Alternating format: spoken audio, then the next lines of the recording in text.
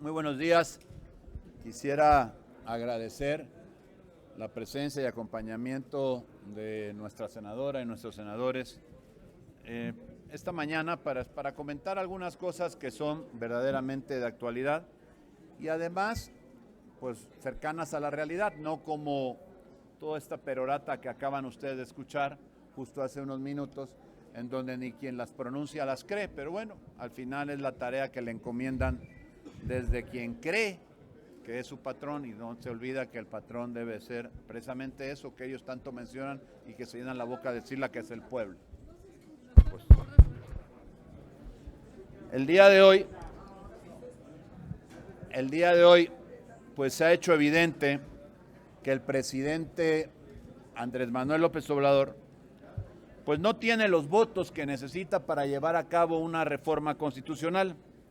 No pueden convencer, es más, ni a los suyos, porque el retirar un dictamen que había sido aprobado y de última hora anunciar que se pospone la discusión en el Pleno, pues no es más que reflejo de una falta de seguridad en los votos que se tienen y por supuesto de una rebelión interna que ya tienen personas que, por cierto, algunos de ellos han militado en la izquierda hace mucho tiempo y se dan cuenta que una propuesta como la que están planteando pues acaba con todo aquello que se había construido de cara a obtener una democracia real en nuestro país. El rechazo a esta reforma, sí, desde luego hay que decirlo, es un triunfo de la ciudadanía que respalda a la oposición, en donde los ciudadanos de este país demostraron de manera genuina que no quieren que las instituciones encargadas de la organización de los procesos electorales sufran un deterioro en sus formas, en las maneras en las que se conducen. La sociedad, por supuesto, expresó apenas hace unos cuantos días, el pasado 13 de noviembre, de forma libre e independiente y de manera muy contundente lo que realmente le importa a los ciudadanos, que se garantice y se respete la decisión que tomen los ciudadanos respecto a quiénes deban de ser sus autoridades. El mensaje fue muy claro: defender nuestra libertad y defender nuestro derecho a decidir. Y por eso estamos en contra de la reforma electoral que se propone, porque es un mandato de los ciudadanos. Este sí es un genuino mandato a los ciudadanos que se expresaron de manera libre y espontánea, como ya mencioné. Porque es una reforma, que hay que decir, es una reforma tóxica, destructiva, que pretende regresar la organización de las elecciones a las esferas del gobierno, cuando eso ya se había superado. El pensar que ahora quien las organice sea el gobierno y que por supuesto quien controle los resultados termine siendo el mismo gobierno.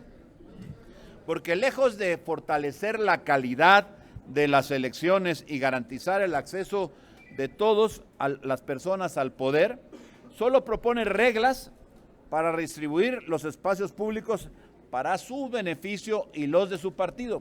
Y si no, ahí está la explicación que se da precisamente en la iniciativa del presidente, en donde quiere, argumentando el que la decisión la tome el pueblo, sí, pero en donde a los candidatos única y exclusivamente los pone él, su partido en la Cámara, y desde luego la Corte con los asegúnes que ya se tienen.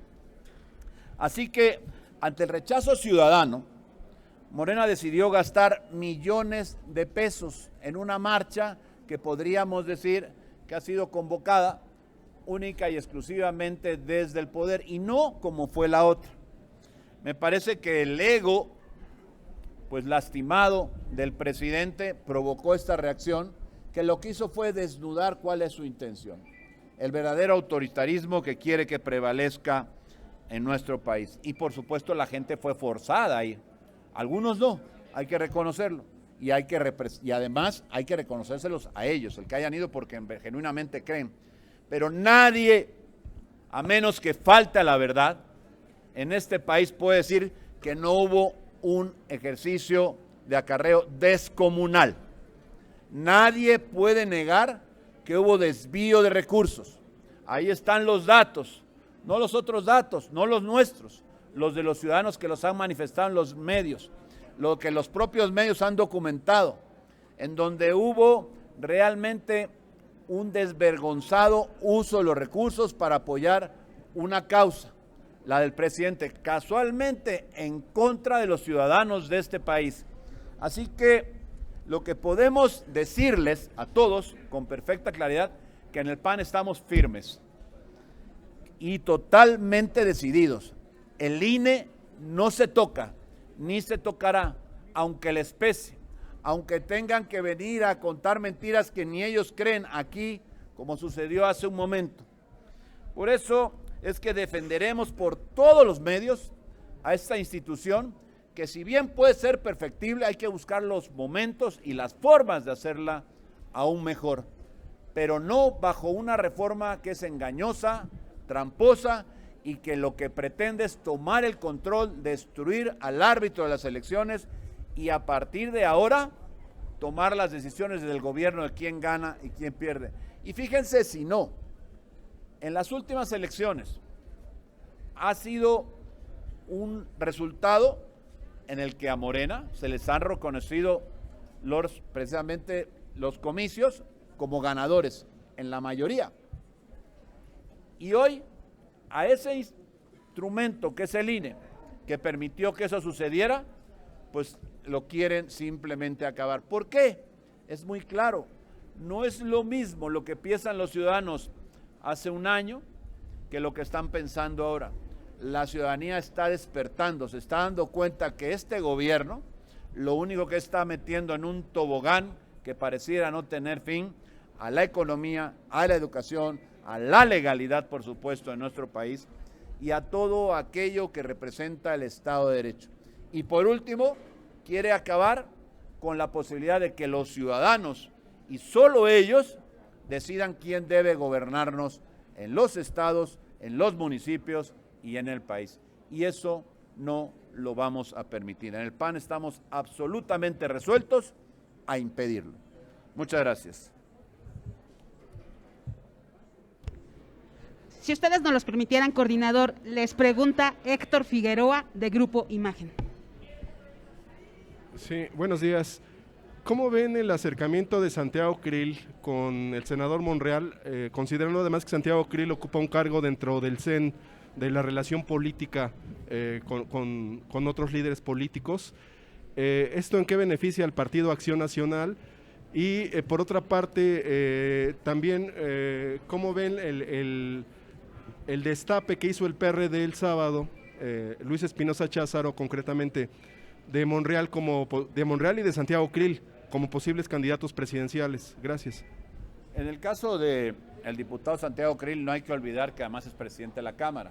Monreal es presidente de la Junta de Coordinación y es el líder de una fracción importante aquí en el Senado, la mayoría. Entonces eso no se puede simplemente soslayar. En el caso de la representación que ostenta dentro del partido como miembro y presidente de la Comisión Política, pues en política se tiene que hablar. ¿Cómo se pueden resolver las cosas si no se puede platicar, si no se puede dialogar? Hay que recordar que Santiago fue de los impulsores de esta intención de hablar con el gobierno los temas relevantes para llegar a acuerdos y proponer las mejores cosas al país, cosa que desde el gobierno se negó. Simplemente a través de un engaño dijeron que sí iba a haber diálogos y al final no los hubo. Entonces no me extraña que haya coincidencias en el tiempo, en los momentos, para poder platicar con otra persona, quien sea esta. Entonces no le veo absolutamente nada de malo, nada de trascendente. Respecto a las aseveraciones de algunos compañeros de otros partidos que están dentro de la alianza y que han manifestado sus preferencias, bueno, pues son libres de hacerlo, las respetamos, pero simplemente yo creo que hay que hablar de muchas cosas antes. Sobre otro punto, ayer emitió un comunicado el CEN del PAN. La ideología de los partidos de derecha, de centro derecha en todo el mundo es el humanismo de los partidos demócrata cristianos aquí y en China. El presidente Obrador dice que él ahora es humanista. Incluso ustedes, bueno, miembros de su partido lo acusan de plagiar los estatutos del PAN en cuanto al tema del humanismo mexicano. ¿Usted cómo ve este punto? Al presidente hay que reprocharle muchas cosas, entre ellas eso, pero hay que reprocharle además que él estuvo en contra de los acarreos, que él estuvo en contra de las dádivas, que él estuvo en contra de forzar a la gente y hoy es el número 1 en hacerlo. Se le olvidó aquello que tanto fustigó. Entonces, la verdad de las cosas es que no nos extraña estos cambios de conducta, esta volatilidad que tiene el presidente a la hora de juzgar una cosa y hacer otras. Gracias. Les pregunta ahora Araceli Rivera del financiero Bloomberg. Senador Yulem, buenos días. Yo le quiero preguntar de otra cosa. ¿Ya está lista la iniciativa para conformar la comisión bicameral que va a regular las Fuerzas Armadas? Ustedes no estuvieron de acuerdo con ese dictamen, sin embargo, va a tener que conformarse con 10 senadores y 10 diputados. ¿Ahí ustedes iban a participar en la integración de esa comisión bicameral? A ver, si hay una comisión que se forma en el Senado, aunque nosotros no hayamos juzgado conveniente formarla, pero si ya es una realidad y va a suceder, pues tendremos que participar, no hay más. ¿Y tiene información de que ya está lista la iniciativa? ¿Ya le informaron? ¿Ya trataron ese tema? No hay todavía esas formalidades, pero se sabe, pues como ustedes lo saben, pues nosotros también lo sabemos. Ok. Entonces, ¿esto cuándo se podría estar tratando? ¿Cuándo tiene que quedar la bicameral? No tengo la fecha exacta, no tengo el dato exacto para ¿Pero poder tiene que responder. ser antes de que concluya esta legislatura? No creo que haya término en lo que se aprobó, no recuerdo que exista un término específico como fatal, una fecha fatal para poderlo hacer. Pero pues entiendo que si lo que se quiere resolver las cosas y la seguridad no es una cosa menor, pues tendrían que intentarlo hacer ahora, pero desde luego esta semana no. Ok, gracias.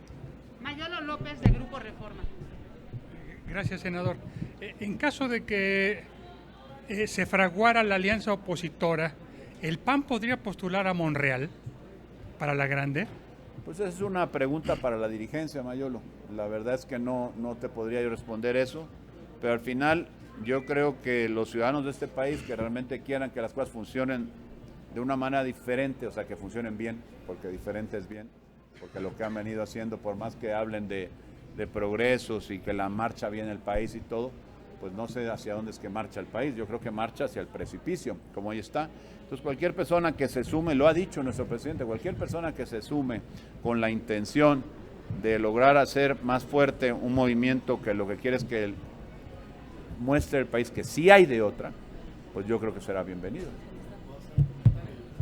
Kenia, adelante. Hablando de la alianza y de la coalición, y a propósito de que hoy el presidente de la República estuvo muy aplaudidor, déjenme aplaudirle a las mujeres y a los hombres valientes de la alianza opositora en la Cámara de Diputados, porque claramente López Obrador no tiene las 2/3 partes para destruir al INE. Aplauso a las diputadas y a los diputados que no se doblaron, que han estado aguantando las presiones. Y desde aquí decirle al coordinador Nacho Mier, puede retrasarla una semana, 2 o 3, pero no van a tener los votos para destruir al INE. Aplauso a las instituciones, aplauso a las mujeres y a los hombres que salieron a marchar en libertad, no aquellos que tuvieron que ser forzados a marchar con López Obrador porque fueron amenazados en sus trabajos o en sus puestos de tianguis o en sus puestos en los mercados públicos. Evidentemente a todos aquellos que los han forzado les decimos desde aquí, desde el bloque opositor, sabemos que lo hicieron porque no tenían de otra, pero sabemos que no querían hacerlo y que también en la intimidad de la votación en 2024, en la intimidad de las urnas, teniendo enfrente una papeleta electoral, van a poder ahí sí decidir. Evidentemente, señor presidente, no tiene los votos, no tiene con qué, porque el pueblo de México no se lo dio. Aplauso a la coalición. Gracias. Muchas gracias. Yo quisiera hacer un comentario, pues a título particular, porque ante las par de preguntas y no quisiera yo avalar o digamos mandar un mensaje que no creo. Lo digo a título particular. A mí me parece que la oposición necesita despertar en este país en términos electorales y entender que para ganar en 2024 necesitamos tener identidad propia, necesitamos presentar un proyecto que genere esperanza, necesitamos presentar un proyecto que impulse un cambio para este país, partiendo de que ha sido un desastre el gobierno de Morena y que ha sido indebido los votos que tanto en la Cámara de Diputados como en la Cámara de Senadores, todos los legisladores le han dado a este gobierno para poder hacer posible una Guardia Nacional Militar, una contrarreforma educativa que ha llevado a perder tiempo a nuestros niños, a meterle ideologías y demás, y a una subordinación de todos los órganos autónomos y división de poderes. Entonces, yo en lo personal me parece, y lo dije así, pues una brújula un poco perdida, quien anda emocionado o esperanzado en un rompimiento de Morena como alternativa de solución de cara al 24. Pues si nosotros estamos señalando que Morena ha sido un desastre su gobierno y las reformas que han impulsado acá, pues que yo sepa todos las votaron. ¿Cómo va a ser la solución? Un desprendimiento de ahí para despertar esperanza de una visión distinta, de un México distinto para México. Yo creo que no. Yo creo que hay que abrir un debate de ideas donde sean bienvenidos todos, incluyendo los que están, ciudadanos, los que se desprendan y demás, pero sin pensar en que la solución va a venir un desprendimiento de quienes le han hecho tanto daño a México. Y lo digo con profundo respeto a la persona, porque tanto a esta persona como a otros, piensen lo que piensen, yo los respeto, ¿no? Gente talentosa y demás, pero sí creo que tenemos visión distinta de país. Esa es mi opinión personal. Sobre la reforma electoral, yo creo que hay que decir las cosas en blanco y negro. O sea, ni hoy, ni mañana, ni en un mes, ni el año entrante, ni nunca le vamos a aprobar al presidente López Obrador, ni en su mejor sueño. Le vamos a dar un solo voto para quitarle autonomía e independencia al árbitro electoral y para lastimar la democracia. Por supuesto que hay muchos temas que podemos debatir.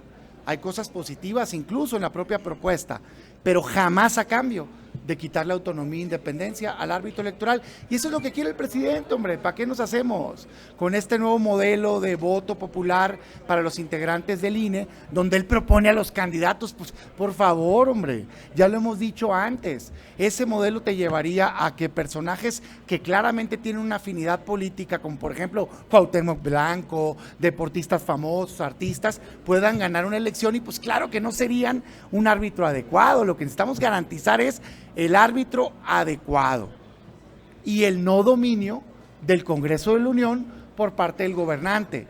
Que digan lo que digan, eso es lo que logra su propuesta. Por cierto, que sepan los mexicanos que se les engaña diciendo que se va a acabar con los plurinominales, cuando lo que hacen es 100% plurinominales, 100% de poder a los partidos políticos para decir quién va a entrar al Congreso y quién no, y eso está mal. Así es que el tiempo que quieran tomarse, que se lo tomen, no pasa nada. Aquí lo que hay que tener es definición, porque no nos hubiéramos metido en tanto embrollo y en tantas dudas si toda la oposición hubiera estado firme y clara desde el principio. Qué bueno que hoy lo está y listos para defender al país. A nosotros no nos van a mover ni un milímetro. Defensa total de la democracia, defensa total del árbitro electoral. Nada más una acotación. Hoy dijo el presidente que que no iba a poder reducir los plurinominales. Hay que decirle a Jesús Cuevas, que tanto lo ayuda y que tanto lo ilustra, que le lea al presidente de la República la iniciativa, porque justamente lo que quiere es hacer a todos plurinominales. Señor Cuevas, échele una manita ahí a su patrón. Que le lea lo que firmó. Tengo todavía 2 preguntas. La penúltima pregunta se las manda Gerardo Segura de Azteca Noticias. Él les escribe: ¿consideran que ante la falta de resultados ahora Morena y López Obrador no les queda otra que marchar? Es decir, ¿anteponen las marchas a los resultados? Y además, ¿qué opinan de lo que acaban de decir los senadores de Morena de que todo está bien en el país? ¿Qué opinan? Bueno, hoy nuevamente el metro tuvo una falla técnica y yo le diría a la jefa de gobierno que deje de usar los recursos públicos para promoverse y le dedique el dinero al mantenimiento. ¿Quién pagó los miles de camiones que vinieron? ¿Quién pagó la publicidad que se desplegó en el metro? Que por cierto yo intenté pegar un cartelón de 30 por 30 y me lo quitaron en chinga. En cambio, los otros los dejaron días y días y días, y eso habla de que en esta ciudad se le aplica la ley a los adversarios, pero no a los de casa. Entonces, creo que seguirse gastando los recursos públicos, y si no son públicos, ¿quién los está poniendo a cambio de qué?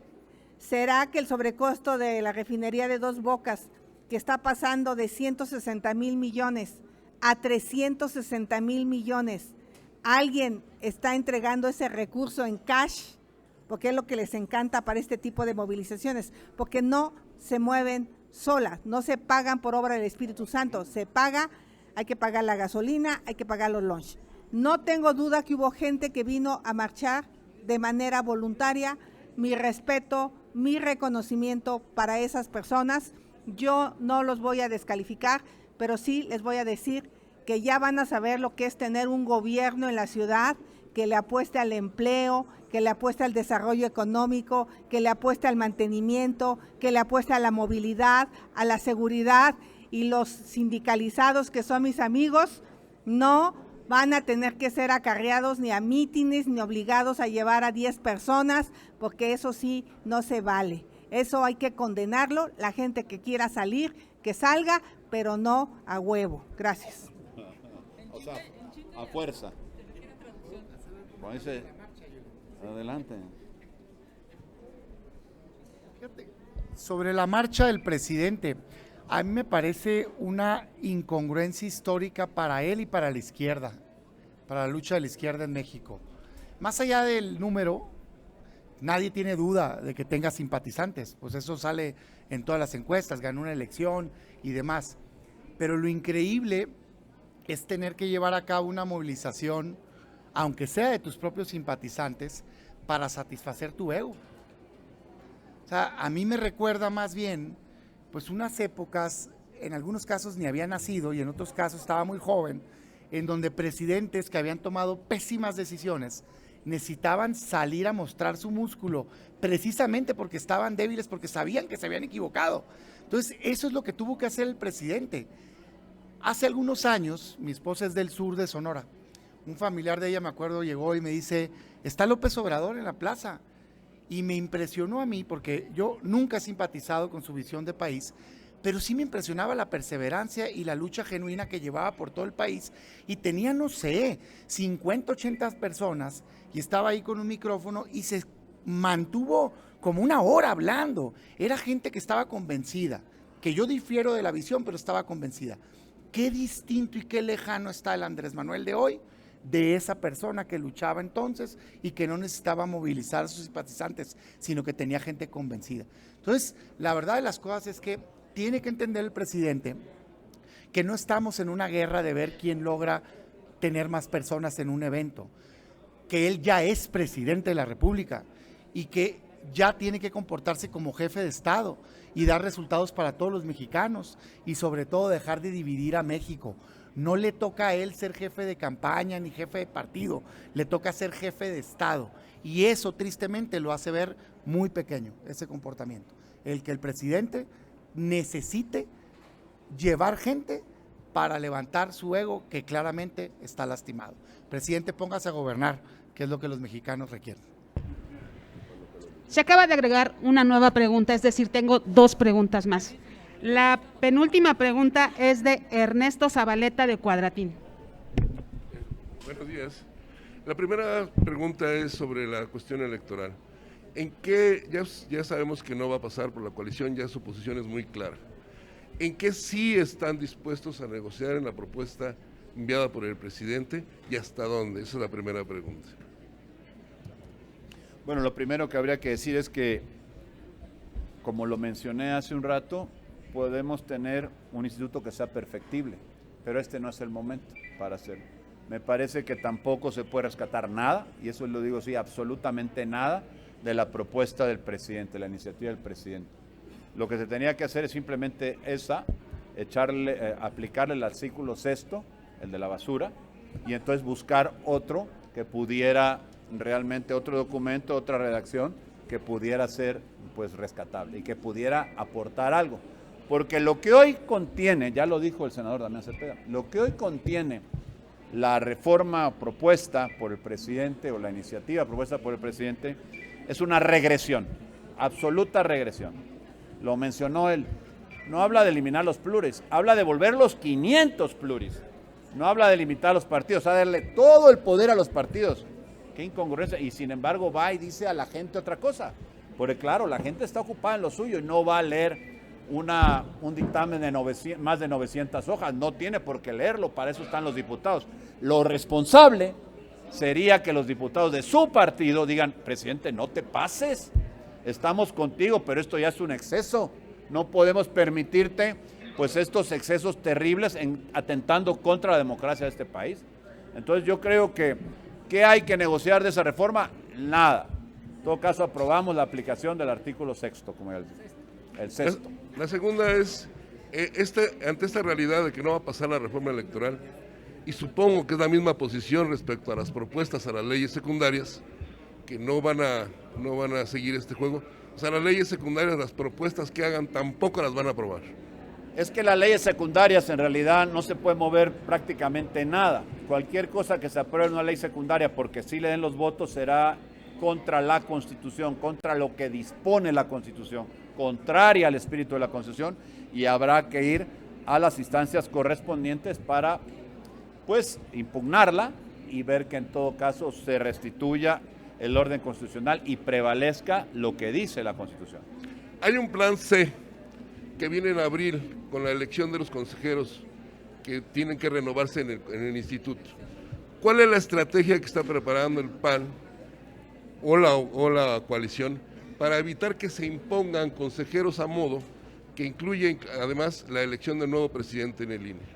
Bueno, hay que recordar que se ha restituido la alianza legislativa y que en esa alianza legislativa pues lo que puede suponer es que se tengan los votos necesarios para contener cualquier cambio que se pretenda o alguna modificación o nombramientos, como es el caso de los consejeros que requieren 2/3 partes de los votos. Entonces por ahí se podrá ir conteniendo. Hay algunos asuntos por ahí que hay que vigilar, cómo llegan las propuestas, las famosas quintetas que se tienen que hacer, cómo se integran, que sea gente representativa de la sociedad y que tenga las credenciales para poder aspirar a un puesto de eso, y que no sean los méritos como aquellos que muchas veces se declaran aquí en los dictámenes de idoneidad en tantos puestos que hemos visto pasar por el Senado.